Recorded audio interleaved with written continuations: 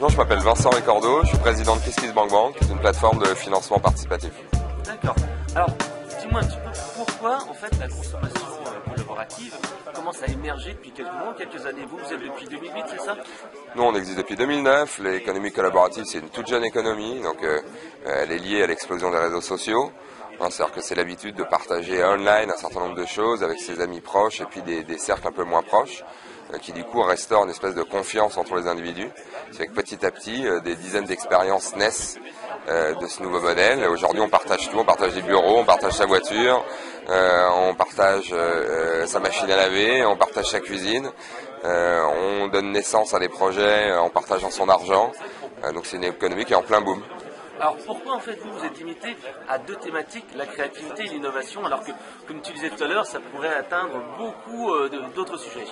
Tout simplement parce que c'est de nos réseaux d'origine, on est tous les trois fondateurs des fans de cinéma, de musique et d'art contemporain, et puis aussi parce qu'on a choisi de fonctionner sur la logique du don contre don ou du don contrepartie en nature, et que du coup ça se prête particulièrement bien à ces secteurs-là, nettement moins bien s'il s'agit de projets plus perso comme financer un mariage, et encore moins bien s'il s'agit de financer une entreprise quand on cherche des actionnaires. Donc on s'est véritablement calé en fait par rapport à notre système de rétribution, qui est un système de rétribution en nature.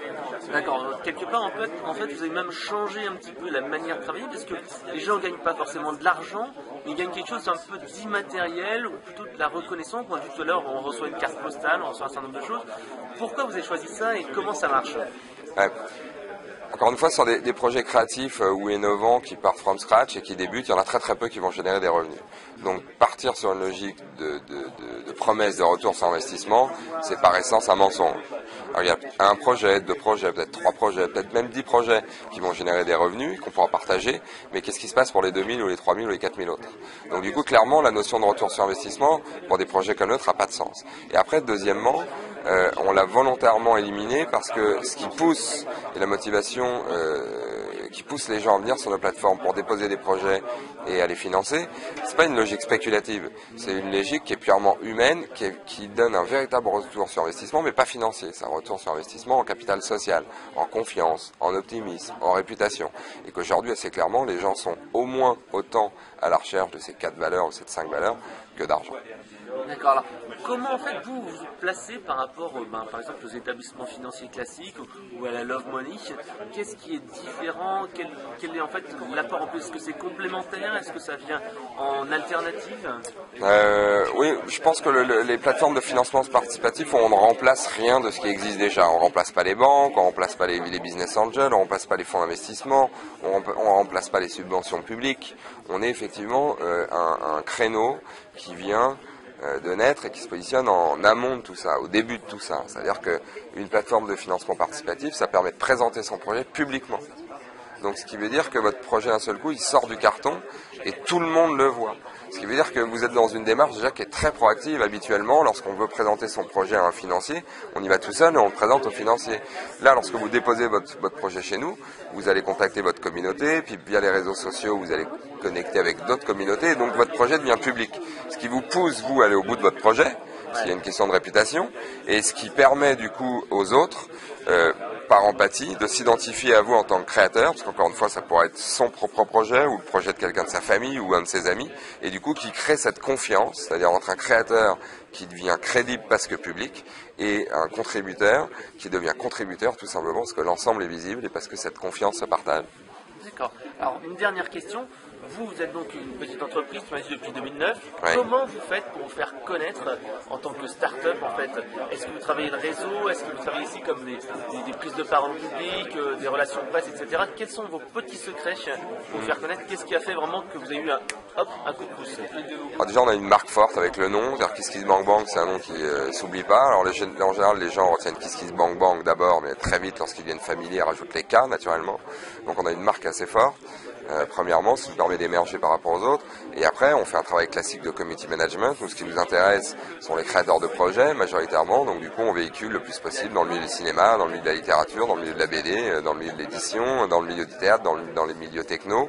Et que ce soit par nos outils sociaux à nous ou en poussant nos créateurs de projets à viraliser leurs projets. Petit à petit, il y a une réputation qui se construit. Et après, le buzz se crée et par le bouche-oreille, le rythme augmente considérablement. Il y a un an, on recevait 50 projets par semaine, aujourd'hui on en reçoit 500. Donc la volumétrie sur le site a augmenté de x10 en un an. Alors, est-ce que c'est le fait justement que vous ayez une durée limitée, je crois que c'est 90 jours pour financer un projet, Oui. qui comme ça pousse en fait justement le créateur à en parler à sa communauté et essayer d'avoir des financements? Oui, bien sûr, c'est lié, c'est-à-dire qu'on est axé sur on va dire un temps d'action court, parce que lorsque vous avez besoin de 1000, 2000, 3000, 5000, 10 000, même 15 000 euros, et que vous commencez à activer votre propre communauté, les réseaux sociaux, il faut que ça se fasse sur un temps assez court, parce que sinon ça devient un vrai job, c'est beaucoup plus compliqué. Donc une collecte de fonds, c'est très technique, c'est un peu fatigant, c'est un vrai job, il faut s'y mettre, et après il faut pouvoir passer à autre chose quand on a un projet. Donc du coup, on considère que 90 jours, c'est le maximum de l'énergie qu'on peut mettre dans sa collecte de fonds. Au-dessus, ça devient un peu inutile et surtout trop chronophage. D'accord. Alors juste pour finir, on continue dans la promotion. Donc votre première technique en fait de promotion, c'est le bouche à oreille, avec les créateurs qui vont pousser le projet. Relations presse, prise de parole comme ici. Est-ce que vous faites également des publicités un peu traditionnelles, comme par exemple Google AdWords ou des choses comme ça? Non, c'est vraiment que du... On ne fait pas de pub du tout.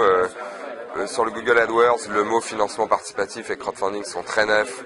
Là, les gros leaders américains les achètent, mais on a 80% de notre trafic qui vient via Facebook. Facebook, Ouais. c'est étonnant parce que... Non, c'est pas étonnant, c'est que chez nous tout fonctionne par viralité. Donc en fait, les créateurs de projets relaient leurs projets sur Facebook et du coup s'échangent, et donc les créateurs qui sont identifiés par le projet d'autrui nous contactent derrière en arrivant par Facebook. Donc du coup, on est exclusivement basé sur une logique de réseaux sociaux, comme quasi toute l'économie collaborative. D'accord. Et vous avez combien de fans sur Facebook? Aujourd'hui, on est 20 000 fans, 20 000 sur Twitter, et ça augmente assez vite. Et vous faites des actions particulières? Vous avez un community manager? Vous créez Oui, bien du sûr. contenu Bien sûr, on a un community manager, on crée du contenu sur notre blog, on crée du contenu sur Twitter, on crée du contenu sur Facebook, on raconte les histoires de nos créateurs et sur Twitter et sur Facebook. Et on a aussi de plus en plus de partenaires aujourd'hui qui amplifient un petit peu le phénomène.